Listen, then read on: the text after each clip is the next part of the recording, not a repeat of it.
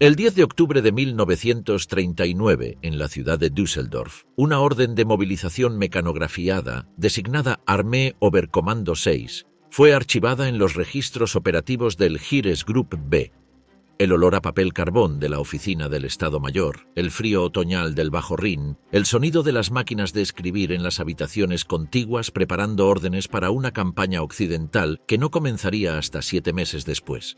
Esta era la habitación donde nació un ejército.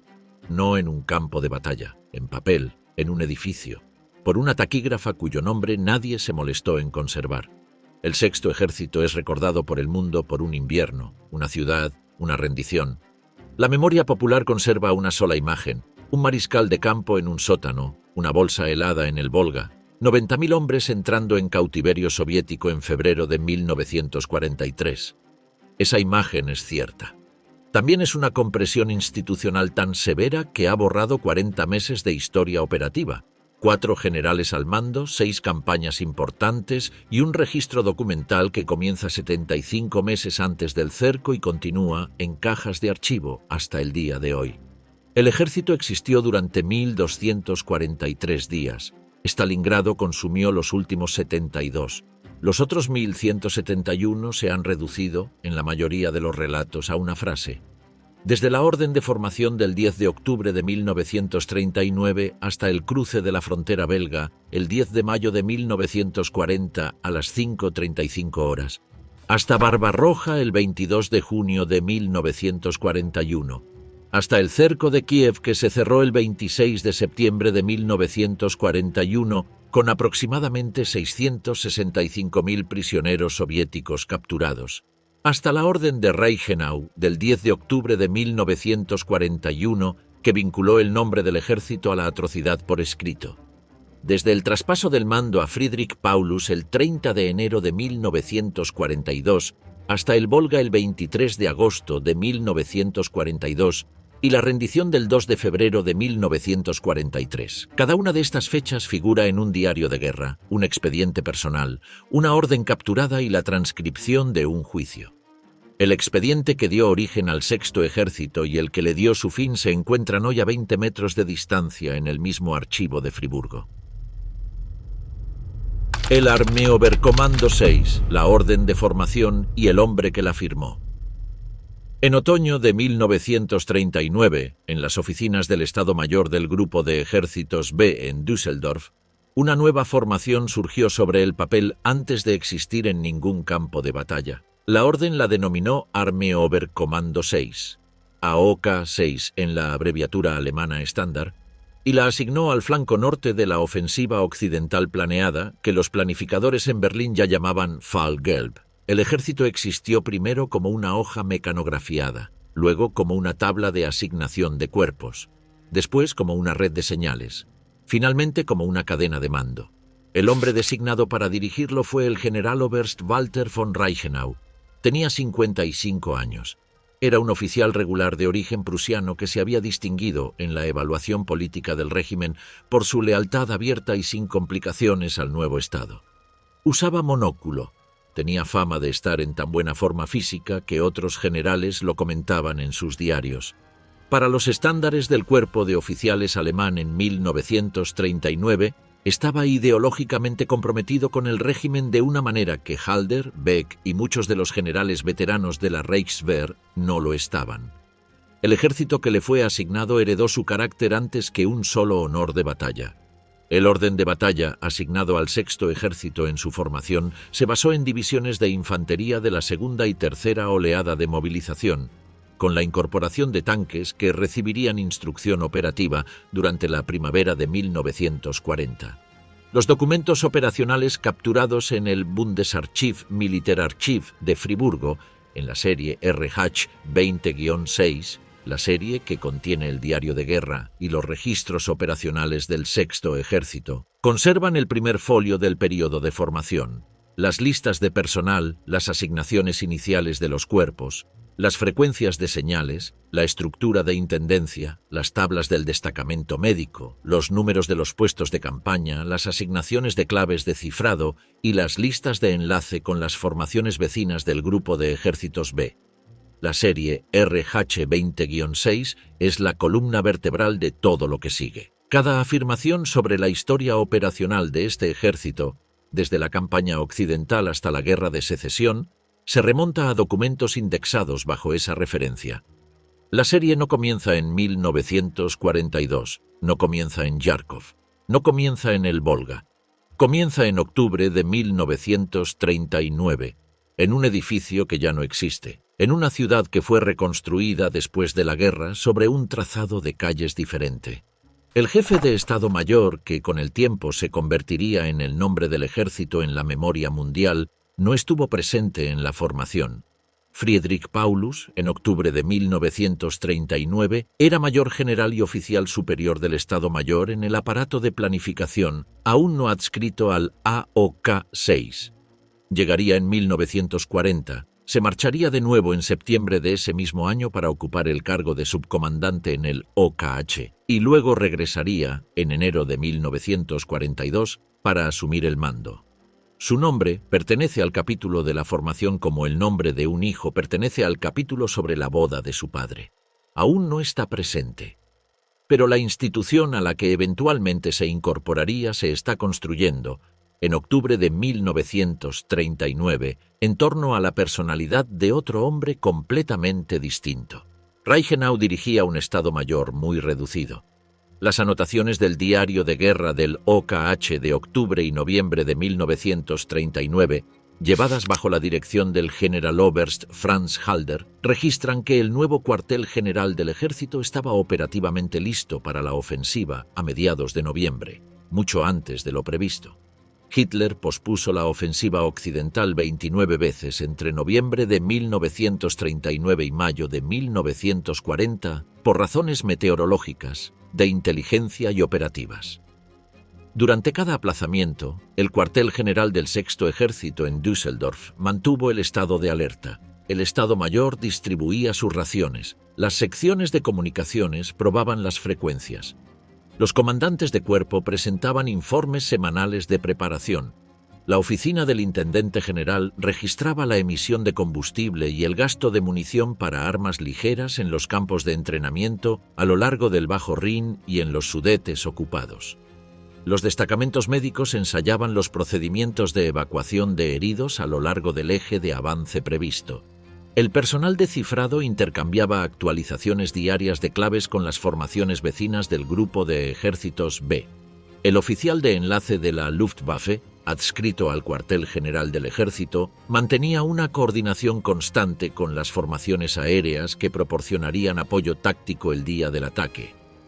La orden de ataque, cuando finalmente llegara, encontraría a un ejército que llevaba 185 días preparado operativamente. La cultura institucional que se configuró durante los meses de invierno de 1939 a 1940 fue singular. Reichenau prefería el contacto directo con los comandantes subordinados, en lugar del rígido proceso jerárquico que caracterizaba a otros comandantes del ejército de la época. Visitaba con frecuencia los cuarteles generales de las divisiones. Inspeccionaba personalmente las posiciones avanzadas. Se dirigía a los oficiales reunidos sobre la importancia política y operativa de la próxima campaña, utilizando un lenguaje que, con su propia voz, reflejaba el del régimen. Las anotaciones del diario de Halder correspondientes a este período recogen varias conversaciones en las que Halder, jefe del Estado Mayor del Ejército y hombre de temperamento más tradicional de oficial, expresaba reservas sobre el tono político de Reichenau, al tiempo que reconocía su competencia operativa. La tensión entre ambos queda plasmada en el diario. El diario se publicó. En este sentido, el carácter del ejército en sus inicios está bien documentado. Aquí está la parte que la memoria comprimida no puede abarcar. El Sexto Ejército era, para la primavera de 1940, una de las formaciones mejor preparadas de todo el orden de batalla occidental.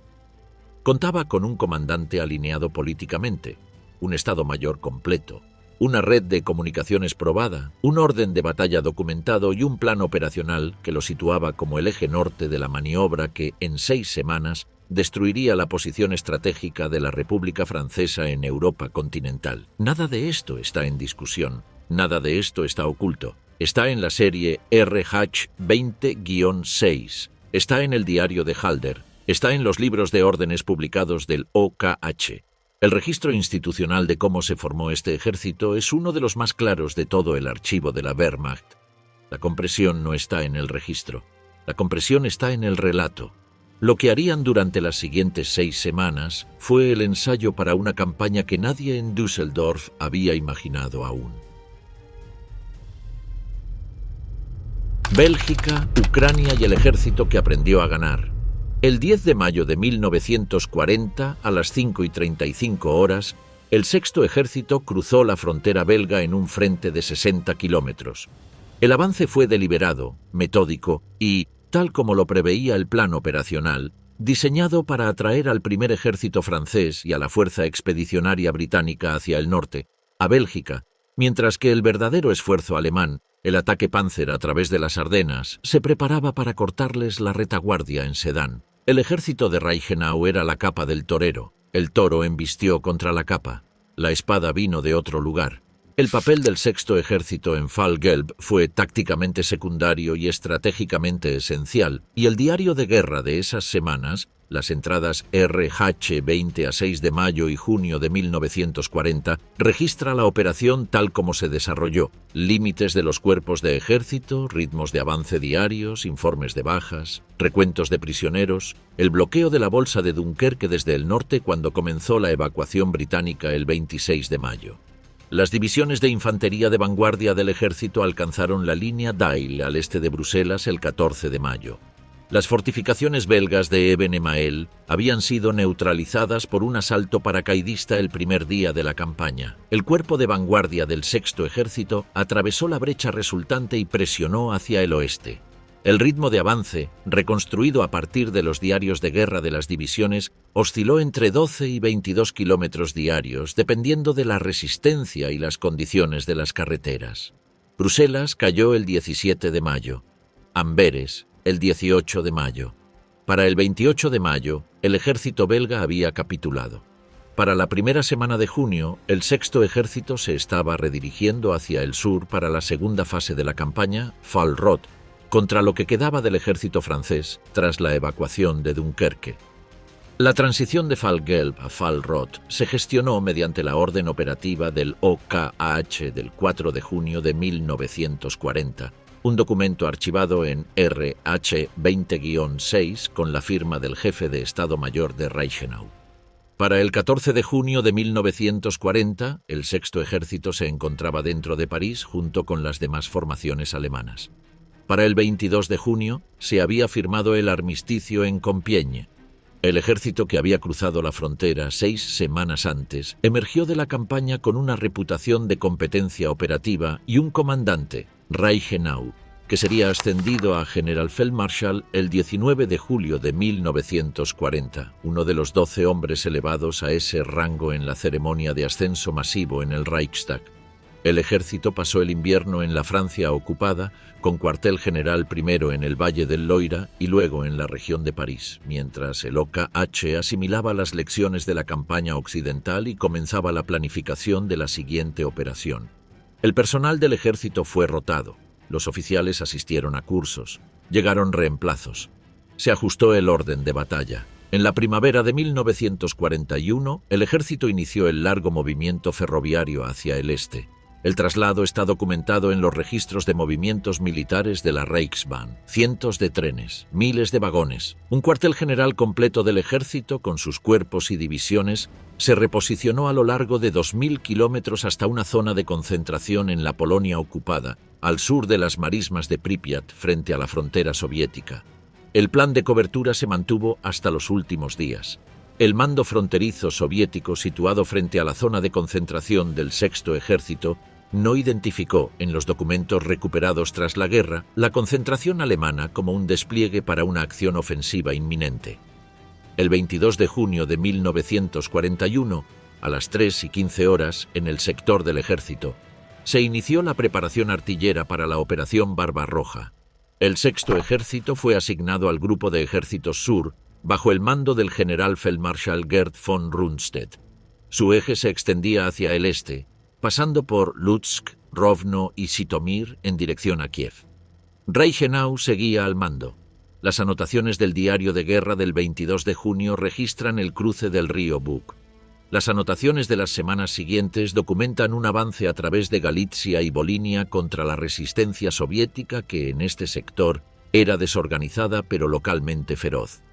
El Quinto Ejército Soviético, frente al eje del Sexto Ejército, llevó a cabo una serie de contraataques blindados a finales de junio y principios de julio que, según reconocen los informes operacionales alemanes, retrasaron el avance aproximadamente una semana.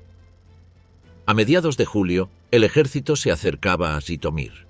A principios de septiembre se encontraba en la línea del Dnieper, al norte de Kiev, a la espera de la decisión operacional que cambiaría el rumbo de la campaña. Esa decisión provino personalmente de Hitler, en contra de la recomendación del OKH, a finales de agosto de 1941.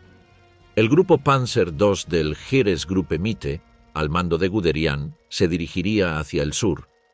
El grupo Panzer I del Heeresgruppe Süd, al mando de Kleist, se dirigiría hacia el norte.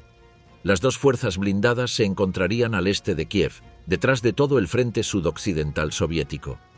La infantería y el Sexto Ejército era la principal fuerza de infantería en el lado norte del cerco. Formaría el muro que impediría la ruptura. El cerco se cerró el 14 de septiembre de 1941, cerca de Lokvitsia, aproximadamente a 200 kilómetros al este de Kiev. La bolsa quedó sellada.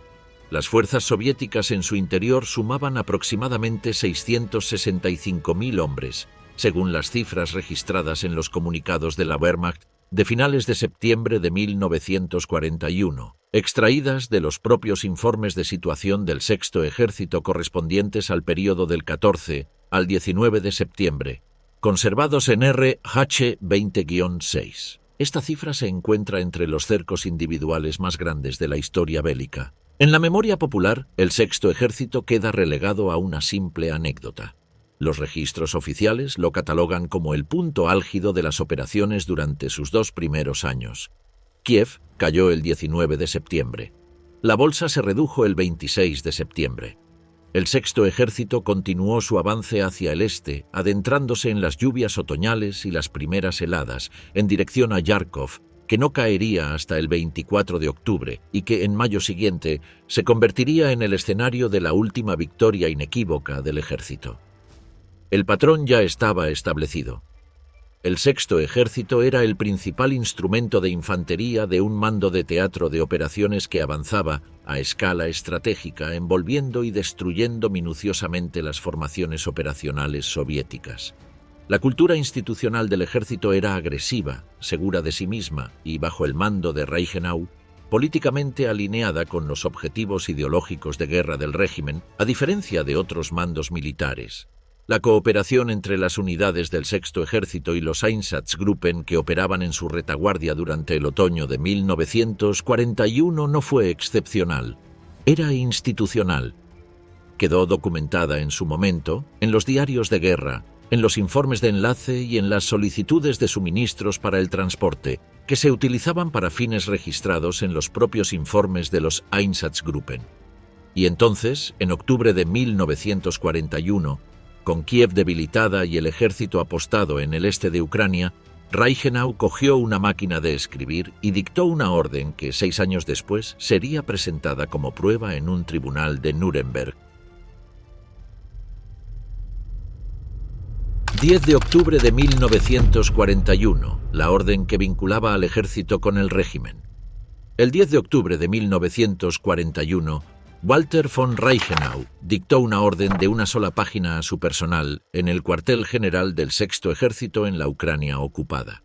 El documento se titulaba Verhalten der Truppe im Ostraum, que se traduce como Conducta de las tropas en la región oriental, y se distribuyó a todos los mandos de cuerpo y división subordinados del Sexto Ejército. Se conservan la copia original firmada y varias copias de distribución.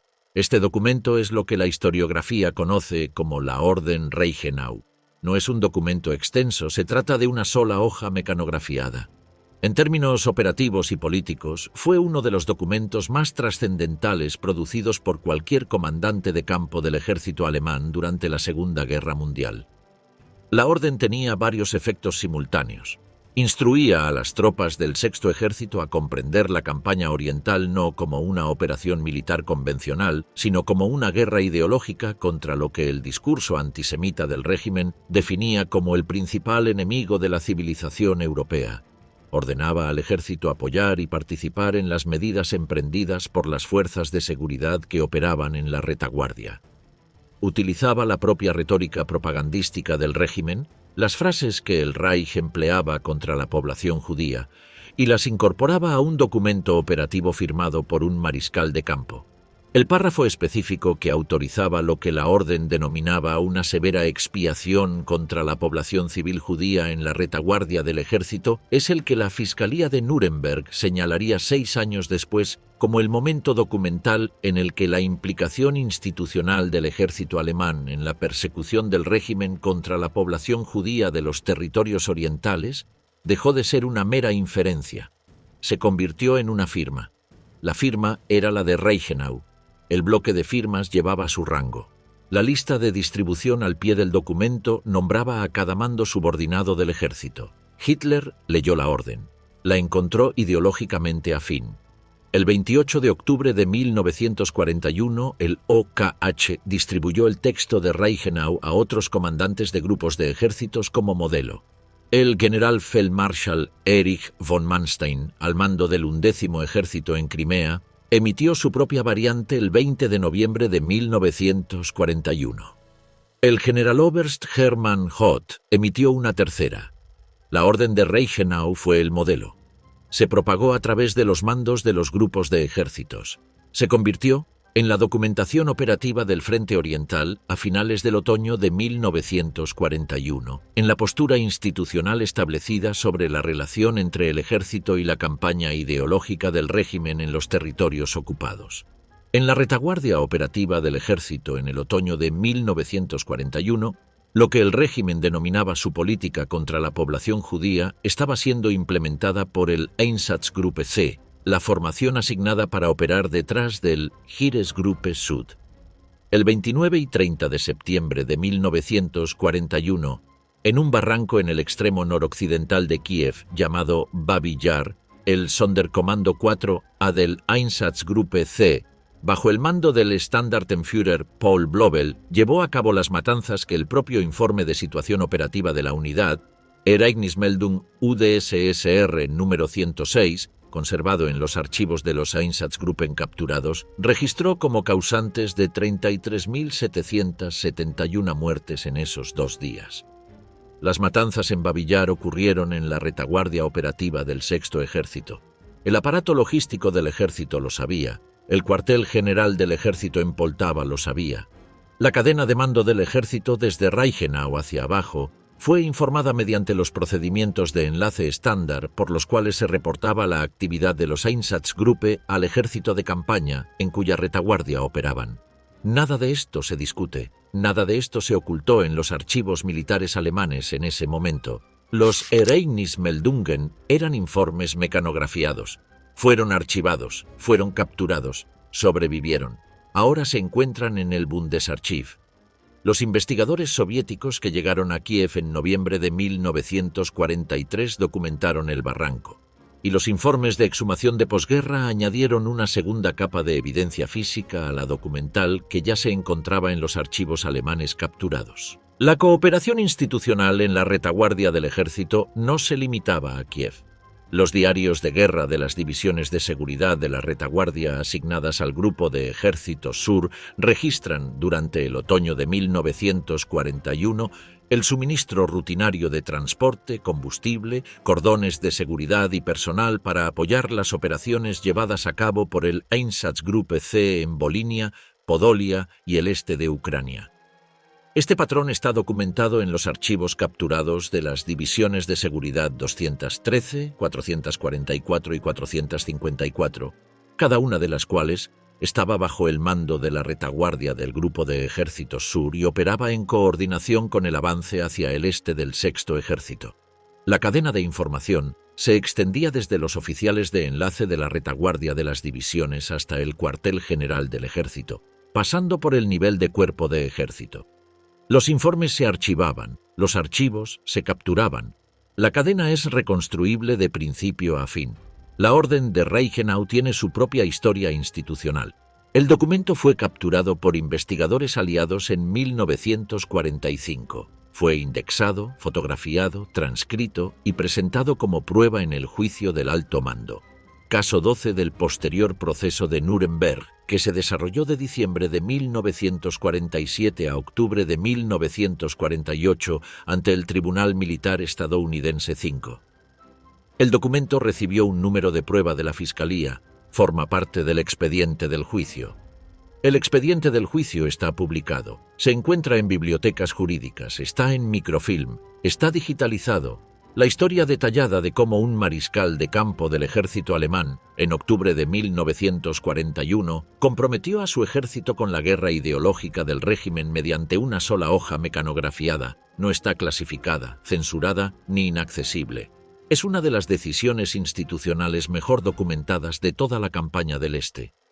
Lo que hace la memoria popular del Sexto Ejército es otra cosa. Trata la culpabilidad institucional del ejército por los sucesos en su retaguardia como una cuestión que el cerco de Stalingrado de alguna manera resolvió, como si el sufrimiento de los soldados alemanes en el crisol durante el invierno de 1942 a 43 hubiera eximido al ejército moralmente de la responsabilidad que su comandante le había impuesto en octubre de 1941. El archivo no respeta este intercambio. La Orden de Reichenau sigue en el archivo. Los Ereignismeldungen siguen en el archivo. La cadena de mando del Sexto Ejército en otoño de 1941 sigue en el archivo. Lo que ocurrió en la retaguardia del ejército se documenta como un hecho y el conocimiento institucional del ejército al respecto se documenta como institucional. La simplificación de los libros de texto, Sexto Ejército es igual a Stalingrado, realiza una especie de absolución accidental. El archivo no realiza tal absolución.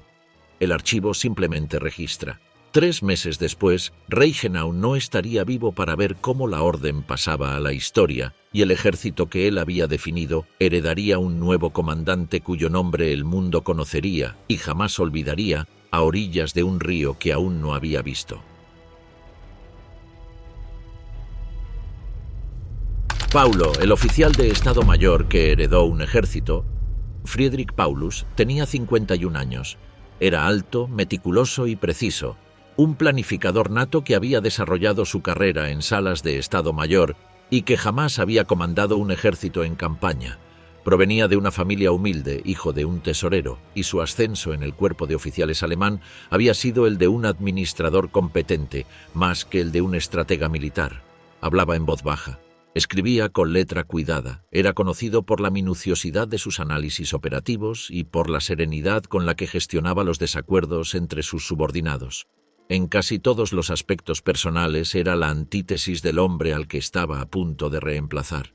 El 12 de enero de 1942, en el cuartel general del Sexto Ejército en Poltava, Walter von Reichenau sufrió un grave accidente cerebrovascular.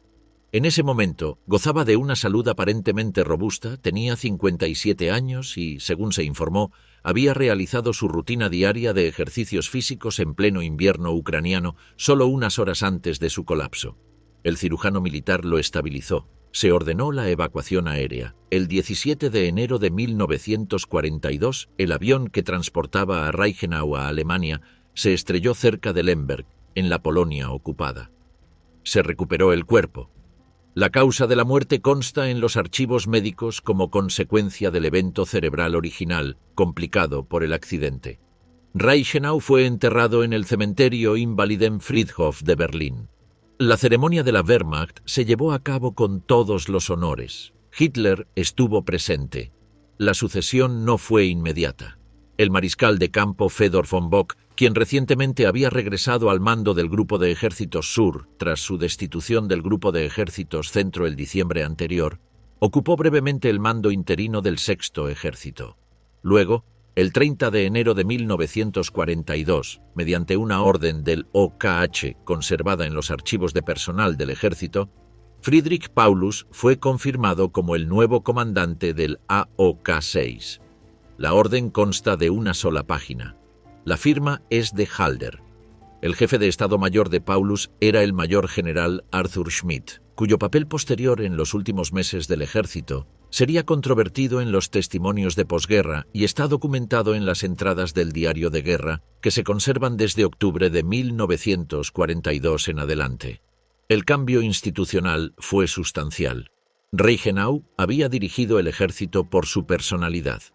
Paulus lo dirigiría por procedimiento. Los comandantes de cuerpo, acostumbrados al estilo directo y políticamente matizado de Reichenau, ahora rendían cuentas a un comandante que sopesaba cada decisión operativa mediante un meticuloso proceso de Estado Mayor. La eficacia en combate del ejército no disminuyó. Paulus heredó un instrumento competente y lo gestionó con competencia, pero su carácter institucional se suavizó. El impulso agresivo que lo había llevado desde la frontera belga hasta el Dnieper ahora se filtraba a través de la cautela de un planificador. Los altos mandos del ejército se adaptaron. Algunos acogieron con satisfacción el cambio. Otros, en particular aquellos que habían ascendido bajo el patrocinio de Reichenau, encontraron más difícil comprender el nuevo clima de mando.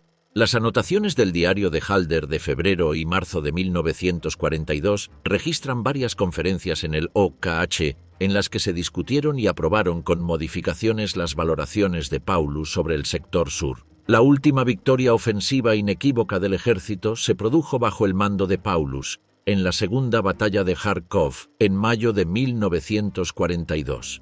El mariscal soviético Semyon Timoshenko lanzó una gran ofensiva el 12 de mayo con el frente suroeste, con el objetivo de reconquistar la ciudad. El plan soviético consistía en penetrar las líneas alemanas desde el saliente de Isium, al sur de Kharkov, cercar la ciudad y recuperar la posición estratégica perdida durante la consolidación alemana del invierno anterior. El ataque soviético logró penetraciones iniciales de hasta 50 kilómetros en los primeros días. El Sexto Ejército absorbió el golpe en su frontera sur. La respuesta alemana, orquestada por el Grupo de Ejércitos Sur con el Sexto Ejército y el Primer Ejército Panzer de Kleist, convirtió el ataque soviético en uno de los peores desastres operacionales soviéticos del año. El cerco se cerró el 23 de mayo con el Primer Ejército Panzer atacando al norte desde la zona de Slaviansk y el Sexto Ejército atacando al sur desde el sector de Balakleya. El cerco se redujo para el 28 de mayo. Los documentos operacionales soviéticos capturados y los informes operacionales alemanes de esa batalla registran aproximadamente 240.000 prisioneros soviéticos capturados, junto con la destrucción de dos ejércitos soviéticos, el sexto y el 57º, con elementos del noveno. El papel del Sexto Ejército fue fundamental. La planificación operacional había sido obra del propio Paulus, llevada a cabo en el puesto de mando avanzado del ejército y enviada para su aprobación al Grupo de Ejércitos Sur a principios de mayo. La victoria restauró la confianza operacional del Grupo de Ejércitos Sur en vísperas de la ofensiva de verano que Hitler había denominado Fall Blau, caso azul. También en retrospectiva, afianzó en la mente de planificación del OKH la confianza en la capacidad de Paulus para el mando ofensivo que los siguientes 6 meses pondrían a prueba hasta el límite. La operación Fall Blau comenzó el 28 de junio de 1942. El Sexto Ejército, ahora reforzado para la campaña de verano, avanzó hacia el este a través del Donets, hacia la gran curva del río Don y más allá, hacia el Volga. La fuerza del ejército en vísperas del avance, según consta en las entradas del diario de guerra RH-20-6 de finales de junio de 1942, superaba el 250.000 de hombres organizados en aproximadamente 14 divisiones, con múltiples divisiones Panzer adjuntas a intervalos durante la campaña. El avance fue rápido, Voronezh cayó, se alcanzó la curva del Don. La resistencia soviética, donde se endureció, fue superada mediante maniobras. La situación del combustible comenzó a agravarse a finales de julio, ya que el ritmo operativo superó la organización de suministros y las entradas del diario de guerra de agosto de 1942 registran sucesivos informes de intendencia que señalan la escasez de diésel y gasolina de aviación a lo largo del eje del ejército. El Volga se extendía ante nosotros. Para el 23 de agosto de 1942, los elementos de vanguardia del Sexto Ejército, la 16ª División Panzer a la cabeza, Alcanzaron el Volga al norte de una ciudad que llevaba el nombre de Stalin. El ejército había avanzado aproximadamente 1000 kilómetros en 2 meses. Aún no había enfrentado un desafío serio. Su comandante había sido ascendido a Generaloberst el 1 de enero de 1942 y sería ascendido nuevamente a Generalfeldmarschall el 30 de enero de 1943. Para entonces, la posición del ejército ya no sería relevante para el ascenso. Y la cuestión de si un oficial de Estado Mayor meticuloso era el hombre adecuado para comandar un ejército a punto de ser cercado, sería respondida en 5 meses por la propia ciudad.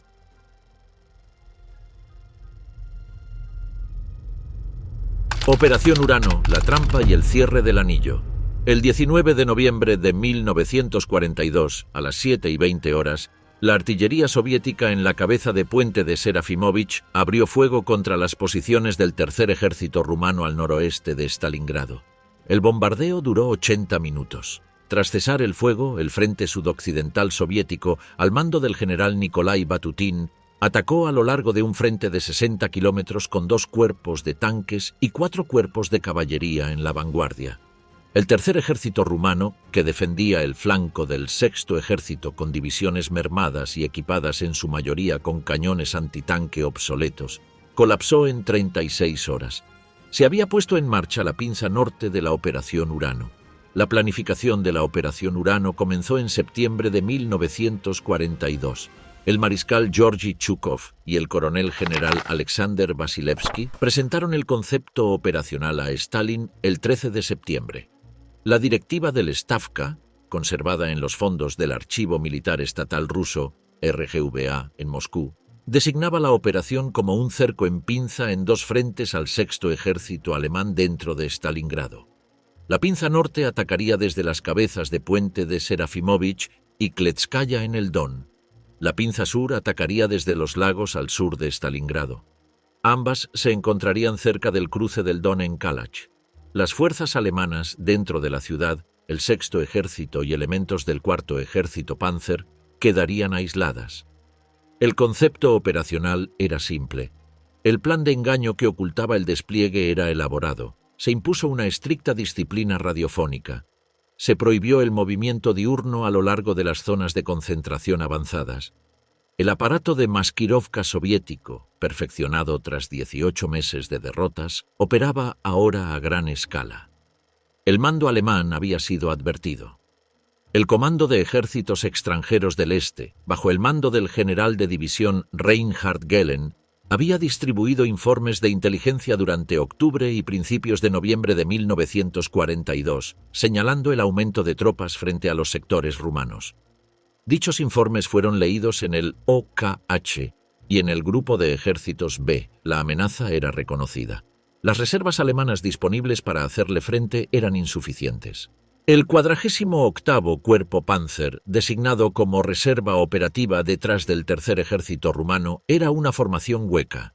Su principal componente blindado, la 22ª División Panzer, estaba equipada con tanques que, según se informó, habían quedado inutilizados por daños causados por roedores en los sistemas eléctricos durante su almacenamiento invernal, un detalle que consta en el testimonio de posguerra del comandante del cuerpo y que fue corroborado por los informes de mantenimiento en los archivos capturados del Grupo de Ejércitos B. La situación estratégica ya era delicada.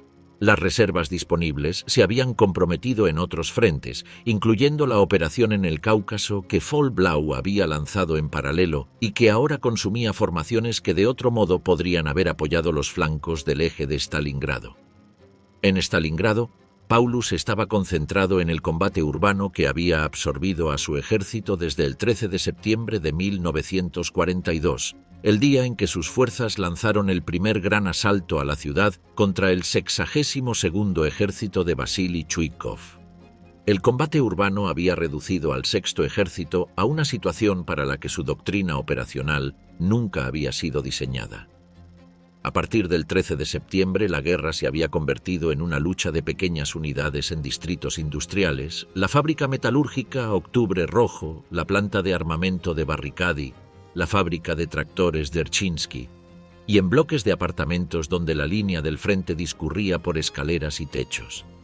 La doctrina defensiva de Chuikov, la doctrina del abrazo, que mantenía las líneas del frente soviéticas tan cerca de las posiciones alemanas que el apoyo aéreo cercano de la Luftwaffe se volvía imposible, desangró a las divisiones de infantería alemanas de una manera para la que 2 años de campaña en campo abierto no las habían preparado.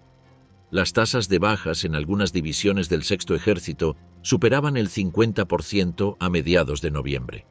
La 71ª División de Infantería, la 295ª y la 305ª, formaciones que habían avanzado desde el Don 3 meses antes con su dotación completa, eran ahora grupos de combate comandados por tenientes coroneles, porque los oficiales superiores estaban muertos o heridos.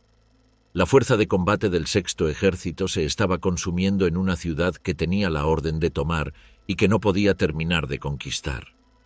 Los informes diarios de situación de octubre y la primera quincena de noviembre de 1942, desde el punto de vista alemán, parecían un lento inventario de desapariciones. Compañías reducidas a pelotones, batallones reducidos a compañías, regimientos reducidos a un solo batallón de fusileros con efectivos suficientes. El 20 de noviembre de 1942, la pinza sur de Urano se lanzó desde la región de los lagos al sur de Stalingrado contra el Cuarto Ejército rumano. El Cuarto Ejército rumano se desmoronó al mismo ritmo que el Tercero. El 22 de noviembre, las 2 pinzas soviéticas se acercaban a Kalach. El puente alemán sobre el Don en Kalach fue capturado por un destacamento soviético que se aproximó a él con vehículos y faros alemanes capturados, en una operación de engaño que, según la historia operativa soviética de la posguerra, tuvo un éxito casi total. El 23 de noviembre de 1942, aproximadamente a las 16:00 horas, los elementos de vanguardia del Cuarto Cuerpo de Tanques soviético del norte y del Cuarto Cuerpo Mecanizado del sur se encontraron cerca del pueblo de Sovetski. El anillo se cerró. Dentro del cerco se encontraba la mayor parte del Sexto Ejército y elementos del Cuarto Ejército Panzer. Aproximadamente 270.000 hombres, 21 divisiones de diversos tipos, el cuartel general del ejército bajo el mando de Paulus, el cuartel general del LBB Cuerpo de Ejército del general de artillería Walter von Seydlitz-Kurzbach y otros con toda su artillería, comunicaciones, suministros y servicios médicos asociados. La bolsa medía aproximadamente 1.500 kilómetros cuadrados. La temperatura ya estaba bajo cero. El ejército dentro de la bolsa aún poseía una considerable capacidad de combate el 23 de noviembre. Para finales de enero prácticamente no tendría ninguna. El cálculo del consumo ya había comenzado. El gasto diario de municiones del Sexto Ejército durante el combate urbano había sido considerable. El reabastecimiento diario por convoy terrestre, ahora interrumpido, había sido la única fuente sostenible. Las reservas de combustible dentro de la bolsa el 23 de noviembre eran suficientes para una operación blindada limitada, pero no para una ruptura contra una oposición organizada. Las reservas de alimentos eran suficientes para varias semanas con la ración completa, menos con la ración reducida y aún menos con las cantidades que de hecho se impondrían. Esto es lo que el archivo revela y la memoria popular ignora. El colapso del Sexto Ejército se narra como un único acontecimiento dramático: cerco, asedio, rendición. Pero el archivo lo muestra como un colapso administrativo de 40 días, con informes diarios, cálculos diarios de raciones, recuentos diarios de bajas y déficits diarios de tonelaje en el transporte aéreo. La historia de Stalingrado que recibió el público fue la versión comprimida. El registro detallado se redujo a una frase porque resultaba inmanejable. El Sexto Ejército no desapareció en un instante, se desintegró gradualmente, y el registro está en el archivo. Se conservan las transcripciones radiofónicas de los intercambios del 22 y 23 de noviembre entre el cuartel general de Paulus en Gumrak y el OKH en Vinica, en los que Paulus solicitó permiso para abrirse paso hacia el oeste y se le negó. Se conservan los mapas, se conservan las órdenes. Lo que ocurrió durante los siguientes 70 días dentro de la bolsa se ha contado como un único colapso y se ha registrado como 70.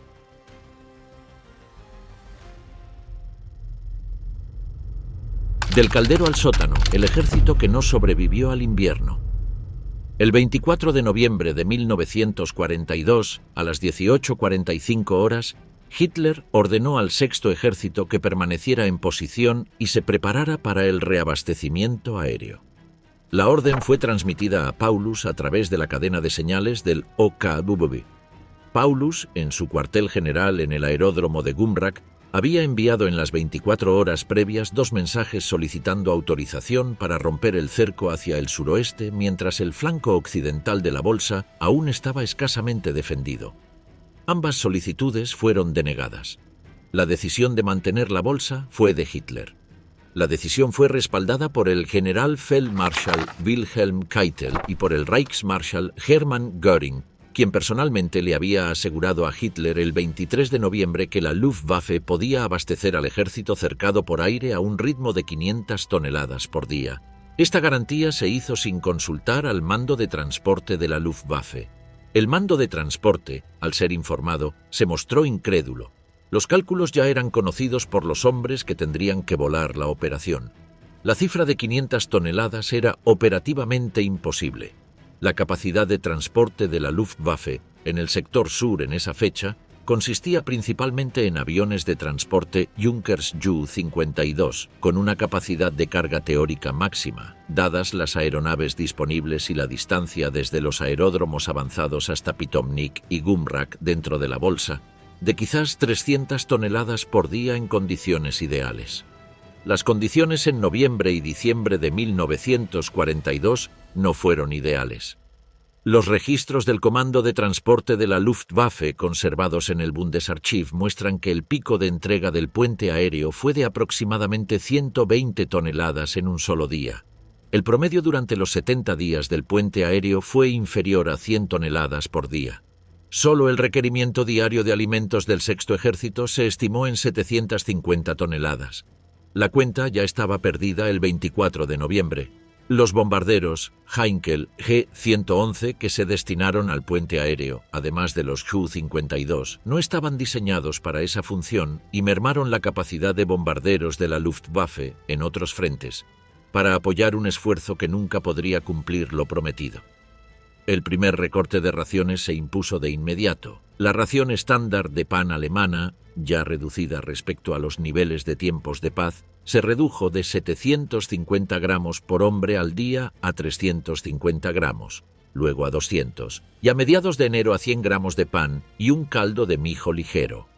Los registros de intendencia del Sexto Ejército, conservados en la serie reconstruida RH-20-6 en Friburgo, registran cada reducción por fecha y por autoridad de mando. Los caballos de las columnas de transporte del ejército y de las unidades de reconocimiento montadas del ejército fueron sacrificados para obtener carne de forma secuencial. Para Navidad, la capacidad de transporte de caballos del ejército se había agotado prácticamente por completo. La temperatura, registrada por los servicios meteorológicos alemanes en la estación meteorológica de Pitomnik dentro de la bolsa, descendió repetidamente por debajo de los menos 20 grados Celsius y en varias noches por debajo de los menos 30 grados. Los casos de congelación en el ejército durante enero superaron las bajas en combate. Los hombres en las posiciones de vanguardia perdieron dedos de las manos y de los pies, así como tejido blando de la cara. El sistema médico, que dependía del transporte aéreo de suero, plasma y material quirúrgico, dejó de funcionar prácticamente por completo en la retaguardia a partir de la tercera semana de enero. El 12 de diciembre de 1942, el Generalfeldmarschall Erich von Manstein, al mando del recién formado Heeresgruppe Don, lanzó la operación Wintergewitter, tormenta de invierno, una ofensiva de socorro destinada a romper el cerco soviético desde el suroeste. La formación de vanguardia era el 57 Cuerpo Panzer con las divisiones Panzer sexta y 23ª. Avanzaron desde Kotelnikovo. Para el 19 de diciembre habían alcanzado el río Mishkova, a unos 48 kilómetros del flanco sur de la bolsa. El 23 de diciembre, con la intensificación de los contraataques soviéticos en el Don y el colapso del octavo ejército italiano, que abrió una nueva crisis en el flanco izquierdo de Manstein, la operación Wintergewitter se detuvo. Paulus no ordenó una ruptura del cerco para recibir a las fuerzas de socorro. las condiciones que Hitler había establecido para permitir la ruptura, que el Sexto Ejército mantuviera la bolsa como fortaleza mientras rompía el cerco para recibir a los refuerzos, eran operacionalmente contradictorias. El Sexto Ejército no tenía combustible para una ofensiva de 100 kilómetros.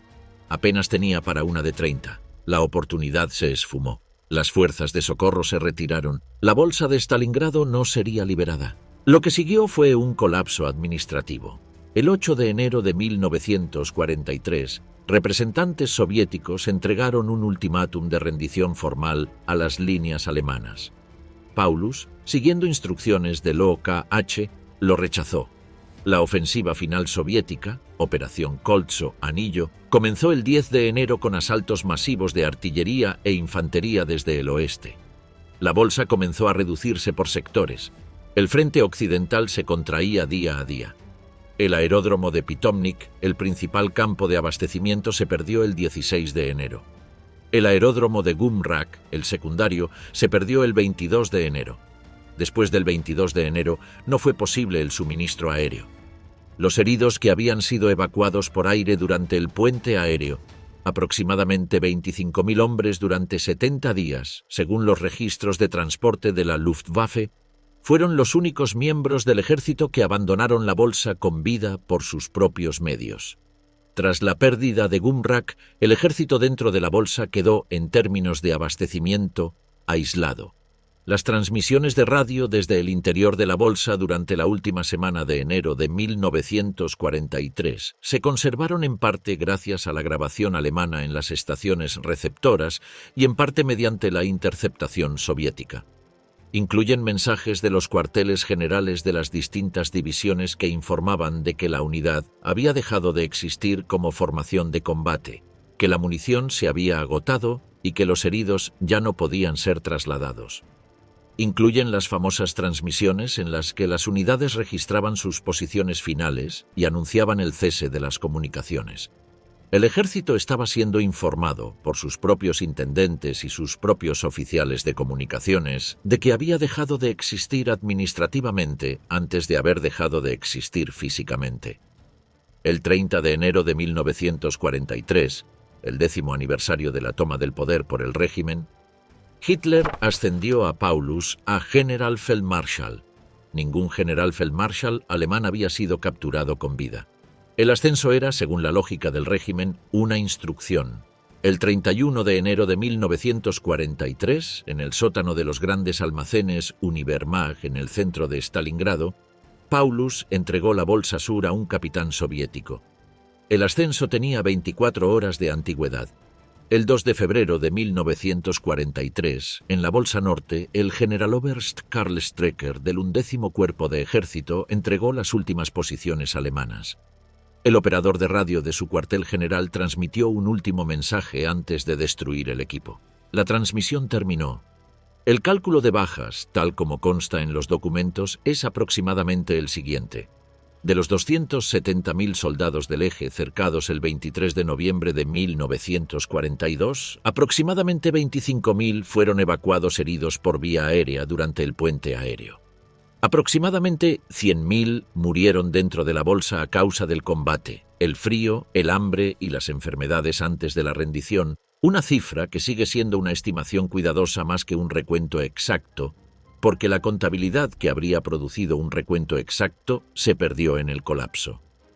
Aproximadamente 91.000 cayeron prisioneros soviéticos en el momento de la rendición y después de ella, según las cifras registradas en los documentos de rendición del 65º Ejército Soviético del 2 de febrero de 1943. Entre los capturados había 24 generales. Entre los capturados estaba el propio Paulus.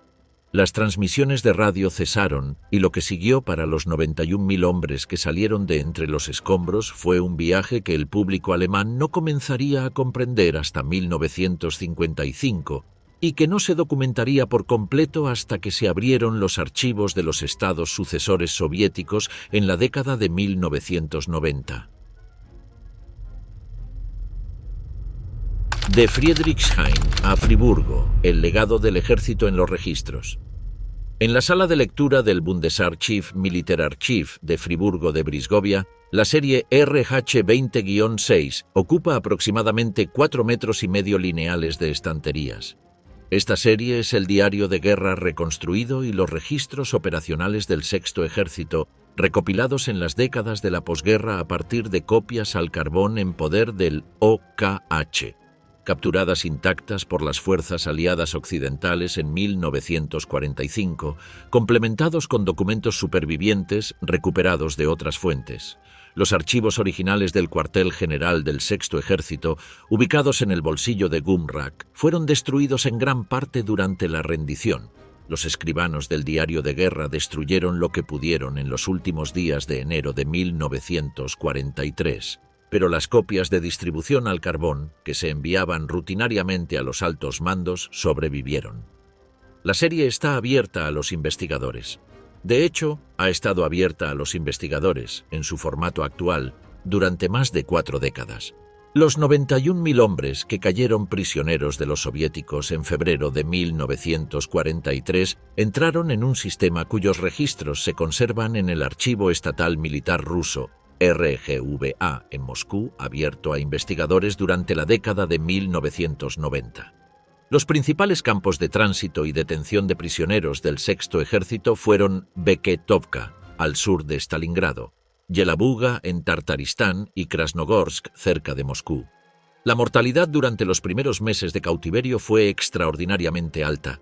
Epidemias de tifus, desnutrición y exposición a la intemperie durante el trayecto en tren desde Stalingrado hasta los campos en pleno invierno ruso.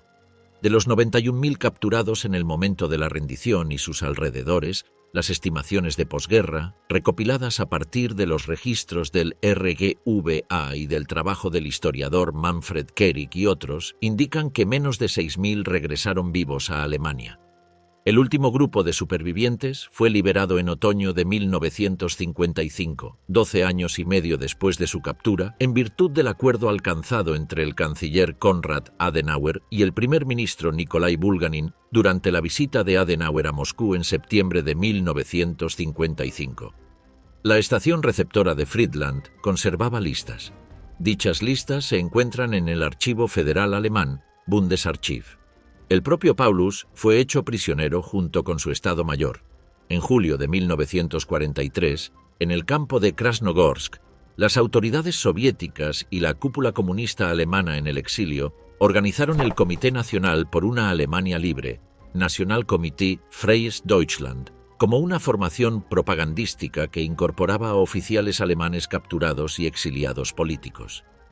Paulus no se unió inicialmente. En agosto de 1944, tras el fallido atentado contra la vida de Hitler el 20 de julio, realizó una emisión radiofónica en la que instaba al ejército alemán a derrocar al régimen. Testificó ante el Tribunal Militar Internacional de Nuremberg en febrero de 1946 contra la planificación de la campaña del Este por parte del alto mando alemán.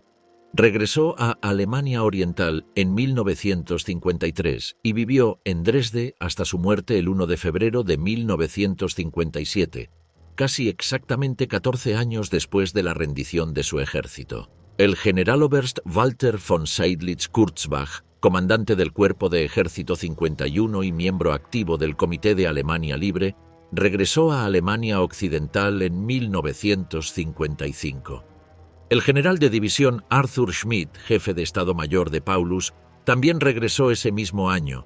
Joachim Wider, oficial del Servicio de Inteligencia del Ejército, regresó en 1949 y publicó en 1962 sus memorias, Stalingrado y la responsabilidad del soldado, que siguen siendo uno de los textos fundamentales de fuente primaria escritos por un superviviente del Sexto Ejército. Wider no escribió sobre el combate, sino sobre la lenta desaparición administrativa de una institución y sobre la responsabilidad que los supervivientes asumieron por lo que su ejército había hecho antes y durante la guerra. La Orden de Reichenau, capturada por las fuerzas estadounidenses en 1945, fue admitida como prueba en el juicio del alto mando, caso 12 del posterior proceso de Nuremberg, que se desarrolló desde diciembre de 1947 hasta octubre de 1948.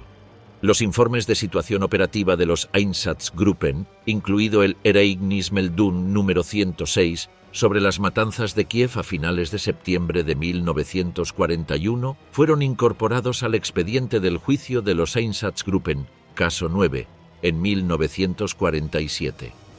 El veredicto del juicio del alto mando abordó explícitamente la culpabilidad institucional del alto mando del ejército alemán por las órdenes emitidas en la campaña del Este. El veredicto está publicado. La transcripción está publicada. La historia operativa detallada del Sexto Ejército ha sido objeto de estudios especializados durante más de medio siglo. El historiador Manfred Kehrig publicó en 1974 la reconstrucción fundamental del cerco, Stalingrado, análisis y documentación de una batalla, basada en una investigación sistemática en los archivos federales de Alemania Occidental. El historiador Bernd Wegner, en sus contribuciones a la serie de historia oficial alemana producida por la Oficina de Investigación de Historia Militar, Militärgeschichtliches Forschungsamt, documentó la historia operativa y de mando del ejército a lo largo de la campaña oriental.